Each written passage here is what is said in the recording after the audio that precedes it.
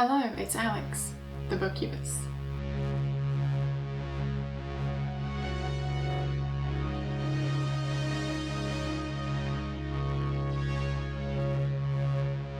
Today I'm going to be talking about some horror books about chain letters, and this was a stack of 4 books that I have had for ages, and I always thought, oh, that would make an interesting reading month to read all of these chain letter books in one go and then maybe make a video about them.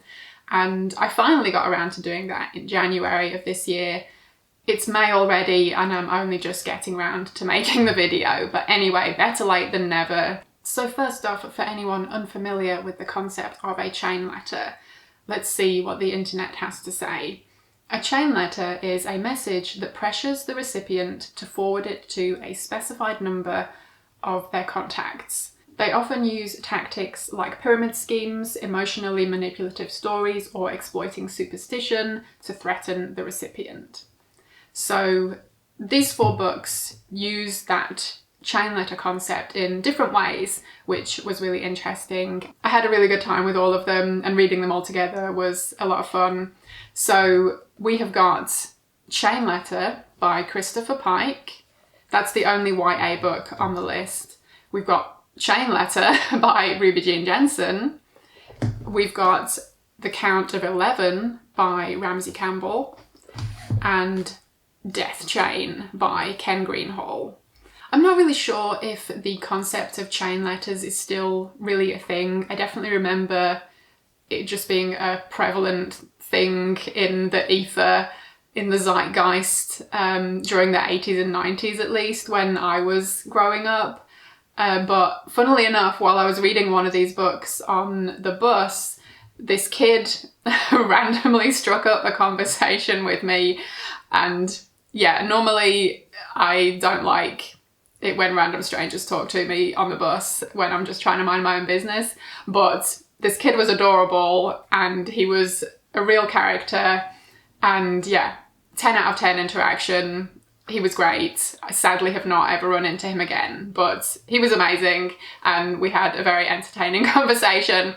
And at some point he asked me what I was reading, so I was trying to explain the concept of chain letters and he just seemed really confused. So I'm like, yeah, maybe it was a 90s thing.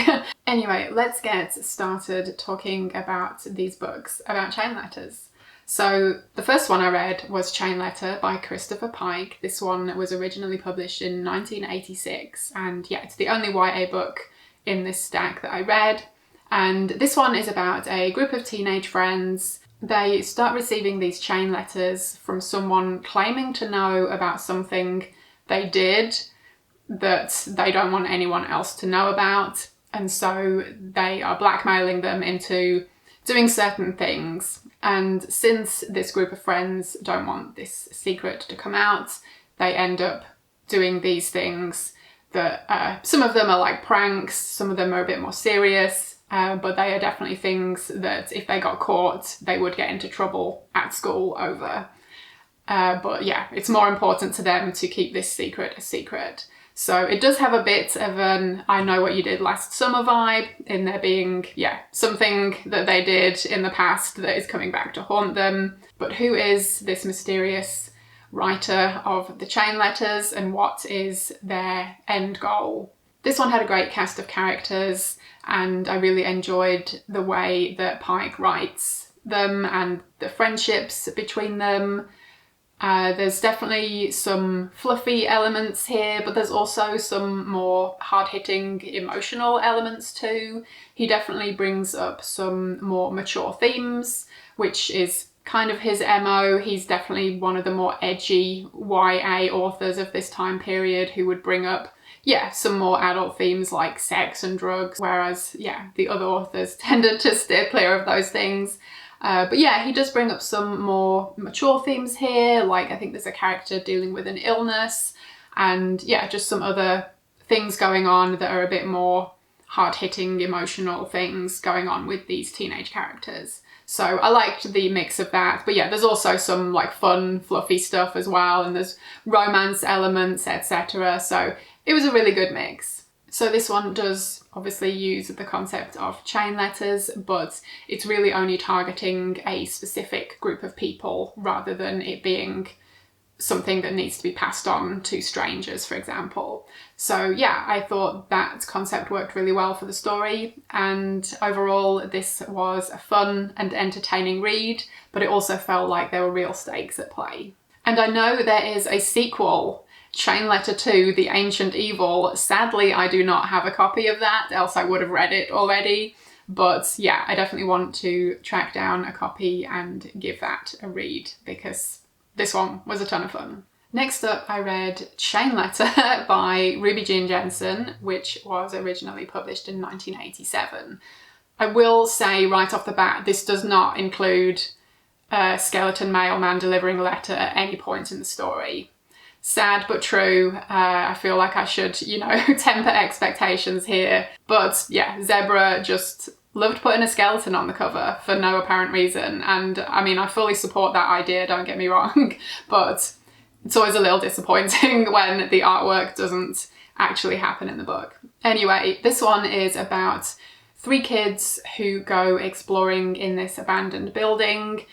It's a bit creepy in there, and they find part of a letter which they take home with them, and it seems to be part of a chain letter, and bad things start to happen to them and their families after this incident, and they decide that the only way to make things better is to follow the instructions in the chain letter and start sending it on to other people. This one starts off with a pretty creepy opening chapter about this building in the past when it used to be a nursing home, which apparently also housed some psychiatric patients. We then flash forward to the present day, and this building is now abandoned, and these 3 kids decide to go exploring in there. Ruby Jean Jensen writes child characters really well. I thought she did a really good job in detailing how these characters, were just out for a bit of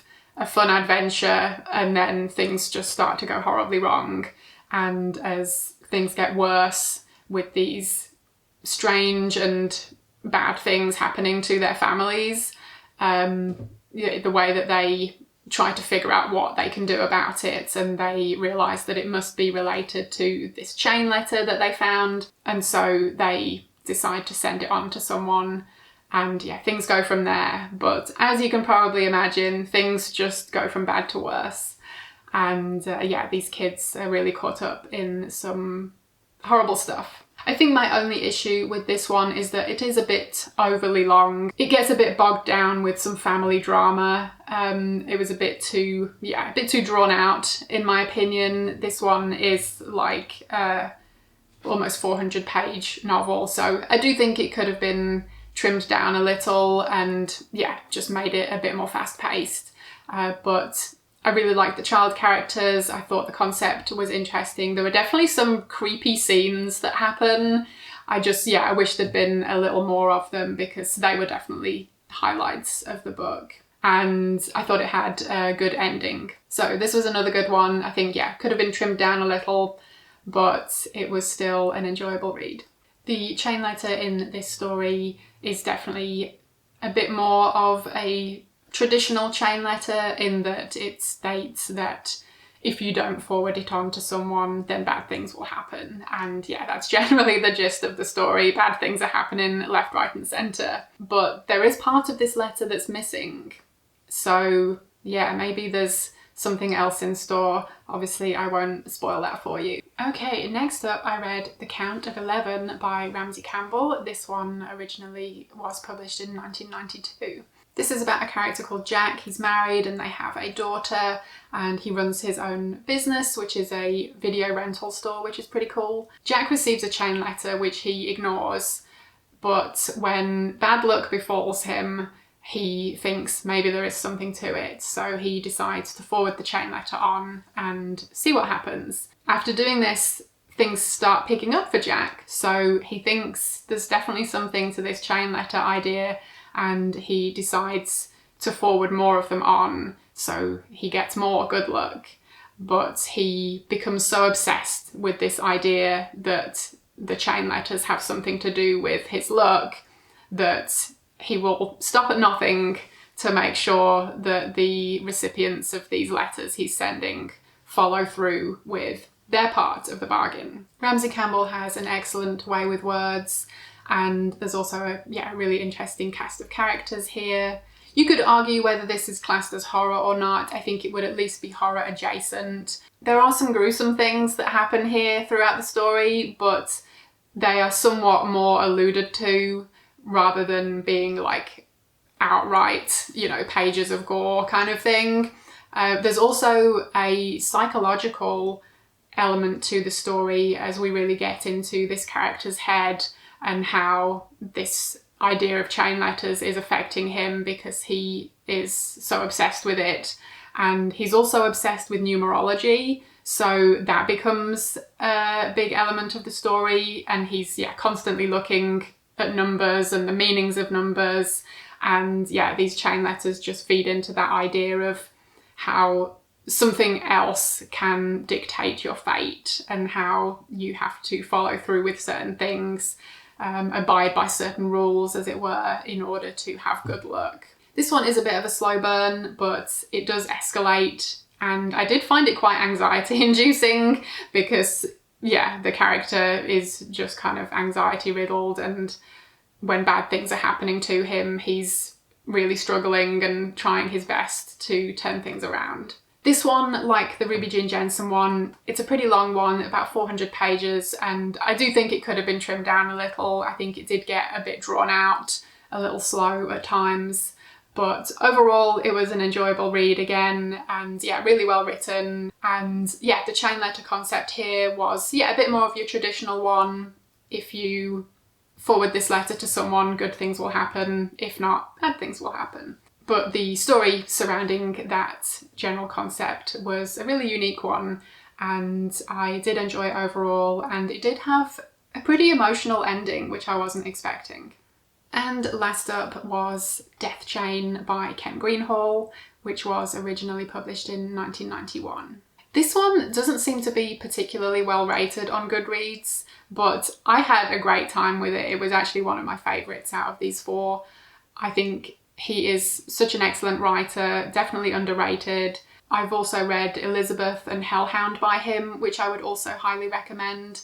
And I definitely need to get my hands on his other books. I know he did not have many published while he was around, which is a shame, but I thought this one was great. So if you've enjoyed some of his other books, then I would track this one down for sure. This one is about people receiving letters from someone calling themselves the Chain Master and telling them that if they kill a specific person detailed in the letter, then they can name someone of their choosing and someone else will kill them for them.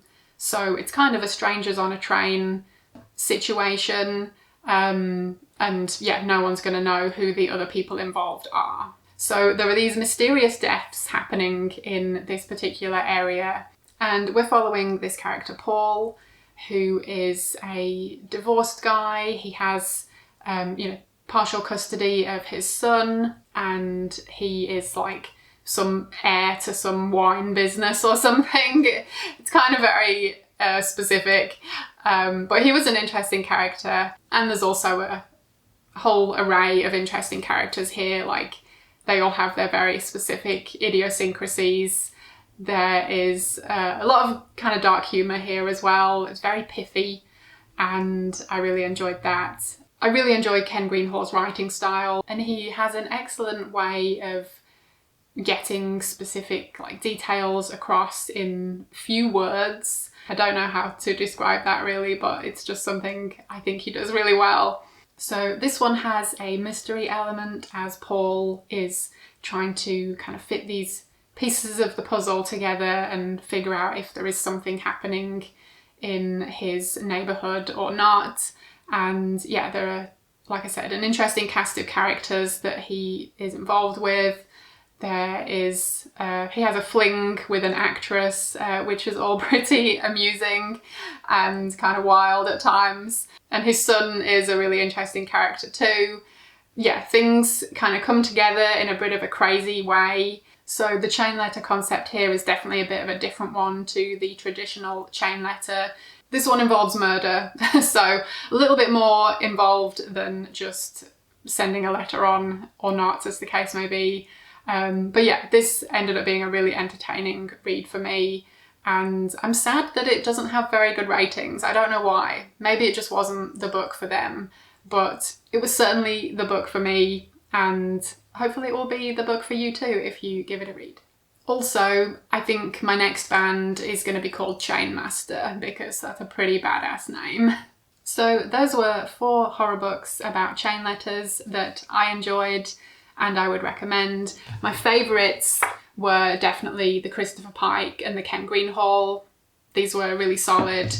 And the other 2, the Ramsey Campbell and the Ruby Jean Jensen, were still good. But yeah, just a little too long for the story. I think they could have been edited down a little just to kind of keep that pace a little bit faster and not get, you know, bogged down. But I still enjoyed them all. I'm really glad I read them. I would definitely recommend them if they sound interesting to you. If you have read any of these already, I would love to hear your thoughts. If you know of any other horror novels about chain letters that I didn't mention in this video, then please let me know, because I think it's a really fun concept for a horror story. So I would, yeah, definitely read more. So that's it for now. Thank you ever so much for watching. I hope you enjoyed it, and hopefully I will see you again in my next video.